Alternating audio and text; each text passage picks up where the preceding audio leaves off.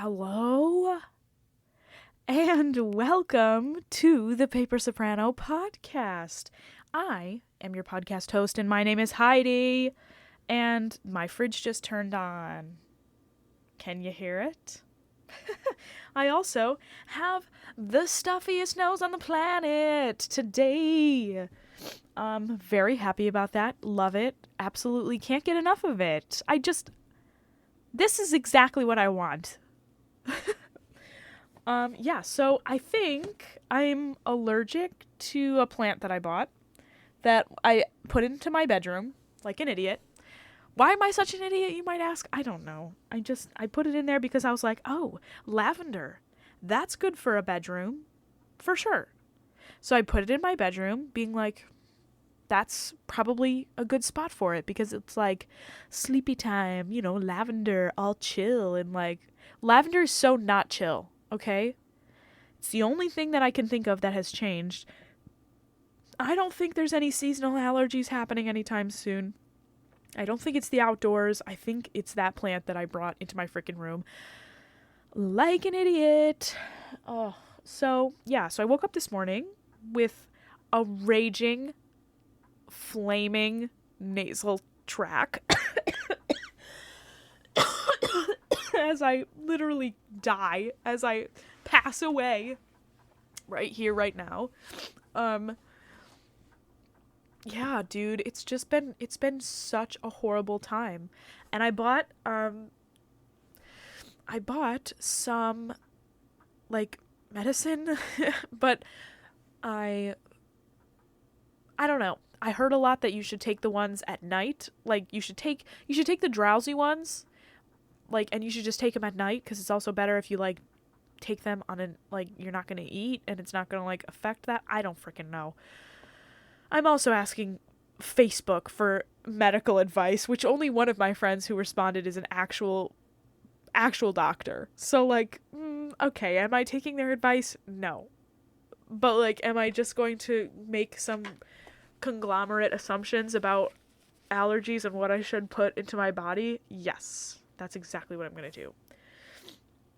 And TBH, not to be like rude to any doctors out there, but I will trust my singer friends 9 times out of 10 more than I will trust a literal doctor.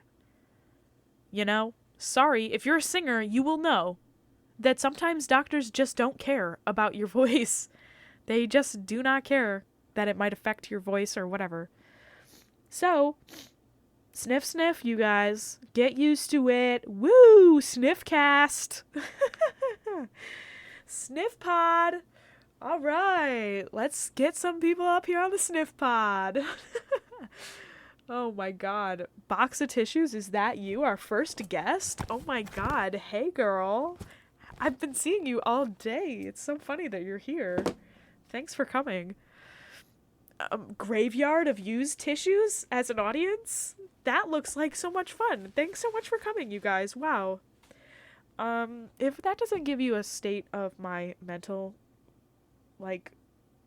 state right now, what am I even saying? Oh my god, you guys. I actually have had such a difficult emotional time, and I really want to talk to you all about this, because to me it's very inspiring, and I'm proud of myself for doing it. I had kind of an emotional moment, I would say around 6 o'clock, right?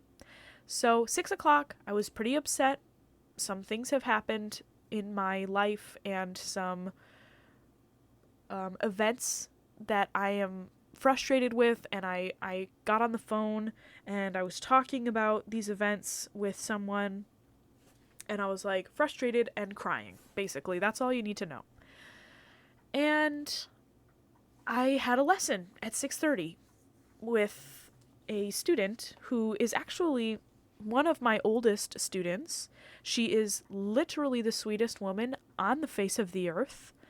And she's in her 50s. She's the sweetest, most talented person that I've worked with of her age. I have had very little very little exposure, although I have had some, with the aging voice. And if anybody knows, vocal singers or, vocal teachers, we usually work with kids or with young adults. It's very seldom that you're going to have an older student. And this particular student is literally, like I said, the sweetest person alive, so optimistic, so open-minded, so talented, so kind. And I was like, oh, I'm really having a tough time. I've got these allergies happening. I feel like crap. I am stuffy. My nose is literally dripping down, onto my shirt at some points. And I'm also crying. So we've got other orifices leaking. And, I could totally just cancel. I could literally just text her and be like, hey, I'm sorry. I just can't do it today. I can't do it, whatever. But I was like, listen, sometimes it will help you to just leave all of that at the door. I mean, obviously I'm not going through any doors to leave it at, but the door, we're leaving it at the door, and we're going to come into this lesson, and let me frickin' tell you, I'm so proud of myself that I was able to just leave it at the door, because working with this student that I have today was just the most enjoyable, lighthearted, just so sweet and honestly so musical. You would be so surprised. The people who are in it, the people who are singing just to sing, you would be so surprised how musical they can make things and how intentional their practice is. Because sometimes I think we forget that when you're working till deadlines and when you're constantly having to be under the wire and you're constantly just like, okay, you have to memorize this now, get it memorized, now we're putting it on stage, get going, let's go, come on. When you're constantly under the wire like that, it can take some of the artistry out of it because you just literally don't have time, You can put in hours and hours and hours of work and, if you're lucky, that's your career. And then that's where the artistry gets to come in because you have all the time to put that in. But if you're like me right now, I am putting in hours of work for this opera that I'm learning, but I also have to put in hours for my 3 jobs that I have, and I also have to sleep and take a shower and, eat and go to the grocery store and put gas in my car and run errands and get COVID tests and do stupid crap that it takes away from my practicing time. So it's really more of a memorization game and trying to just ingest all of this material and write it on my frickin' forehead. Which can be kind of exhausting, and it's very frustrating when the outcome is not what you put in. You know what I mean? When you're out there singing or when you're doing something and it's not reflective of what you've done. It's such a thing. Performing is such a intricate spider web of difficulties. But that's what I'm saying. That's my point. These people who are out here like my student, my student whom I adore, she's just taken lessons because she loves to sing. That's it. There's no NISMA competition coming up. She's not got some scholarship thing happening. There's no gala coming up or whatever.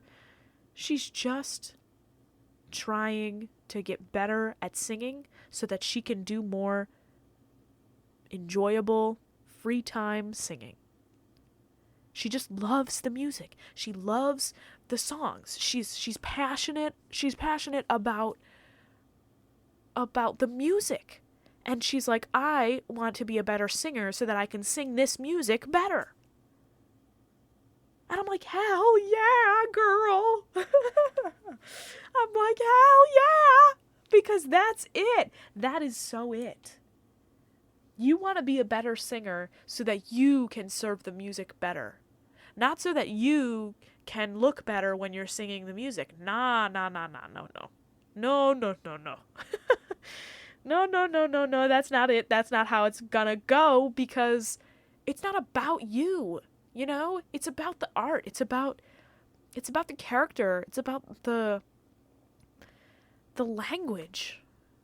So I found that lesson to be so refreshing, and the universe has a strange way of giving you what you need sometimes.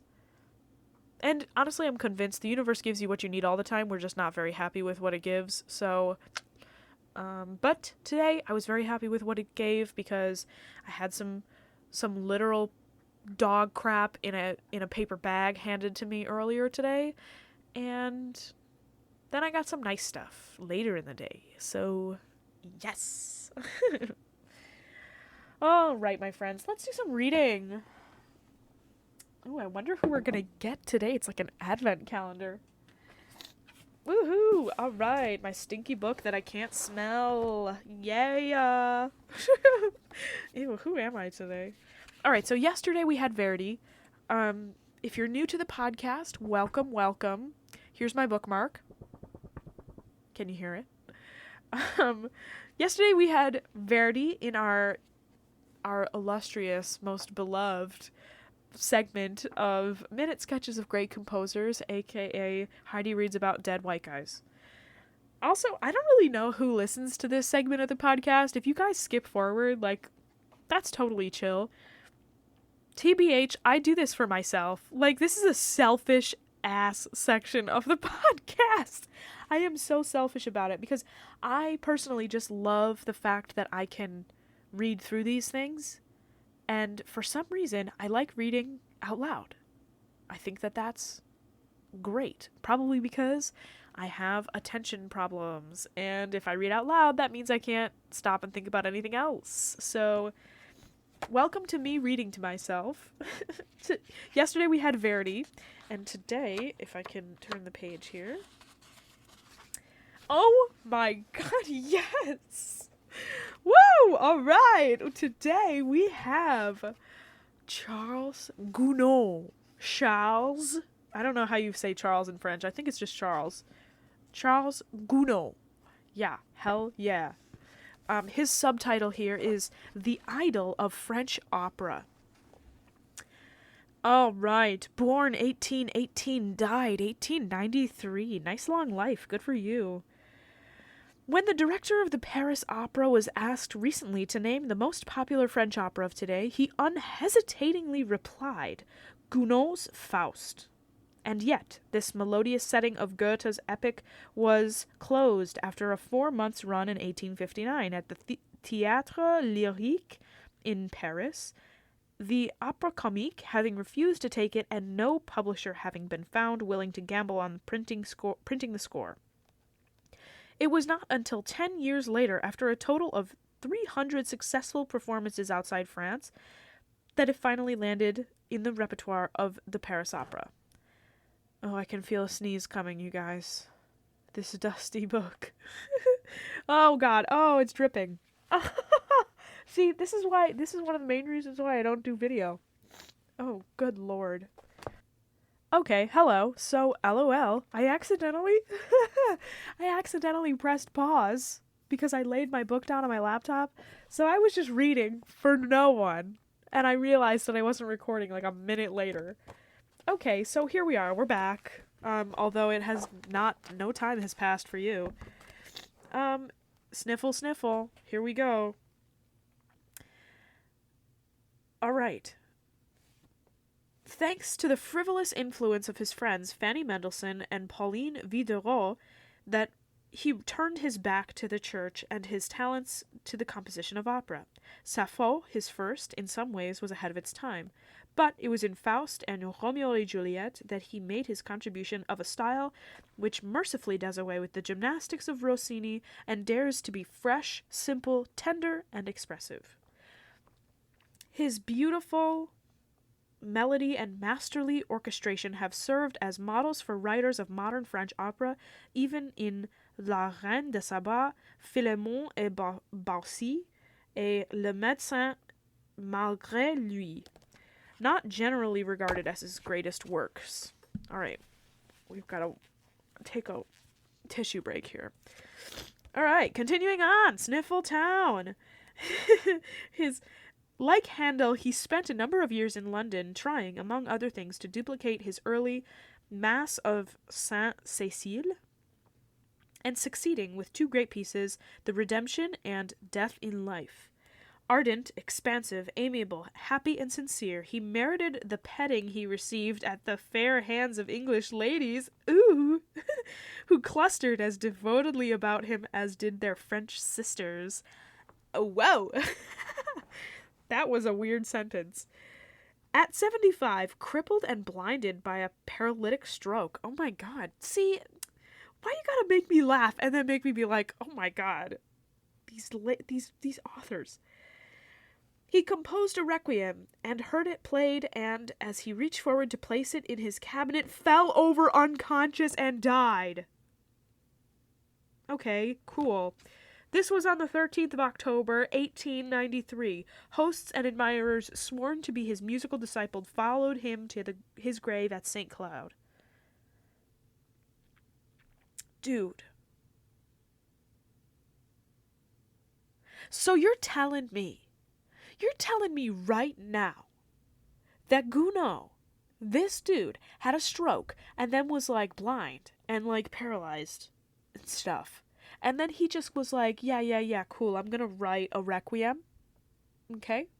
And then he finishes the requiem, and right as soon as this guy finishes the requiem, he goes to put the thing in his freaking bookshelf and falls, and then that's it. Hello? What on earth? Like, why do we not learn this stuff? Why do we not learn this stuff in music history? Things would be so much more interesting. Like, that's crazy, you know? Like, and then we could listen to that requiem, and we could be like, yeah, man, you know, do you think he knew that he was gonna, like, that was it? Like, if he had any revisions, what would they be? Like, if he had time to sit with it and to, like, to you know, make alterations, do you think there would be? Ooh, God, yeah, man. I don't know. But that's all I have to say about that, you guys. And now here we are on our daily quest of recording this podcast. I'm a little bit freaking out, you guys, because we've only got one more week, pretty much, of this. Like, tomorrow, it'll be a week until we are taking a break, which is perfect timing, honestly, because your girls got an opera to start recording in about 2 weeks. And yeah, dude, it's gonna be hardcore. So I'm so sad because we're gonna be taking a break from the pod. But I'm also kind of relieved because I know that you guys understand, and I know that everything happens for a reason. Like I said, you know, the universe knows when to give things to us and when to take them away.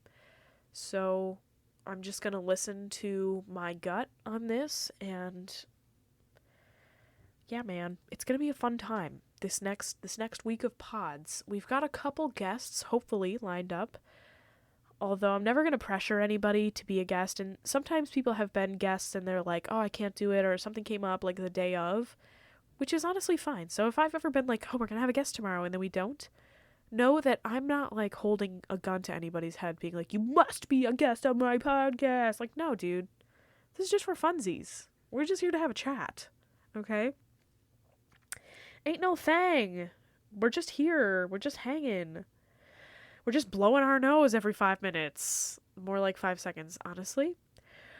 So, you guys, thank you so much for listening. If you enjoyed this snotty-nosed podcast, I hope you did. LOL if you did. And subscribe if you did. Leave a comment if you did. Tell me how disgusting my drippy nose is in the comments. and leave a like if you feel so inclined. Obviously, no pressure. But yeah, you guys, I hope you have a wonderful morning, afternoon, evening, or night, whenever you happen to be listening to this podcast. I hope that you don't bring any lavender plants into your room anytime soon because I am #regretting it. And I will talk to you guys tomorrow. Good God. I gotta go. I gotta steam my face. I gotta go use some Vicks. All right. Love you, mean it. Bye.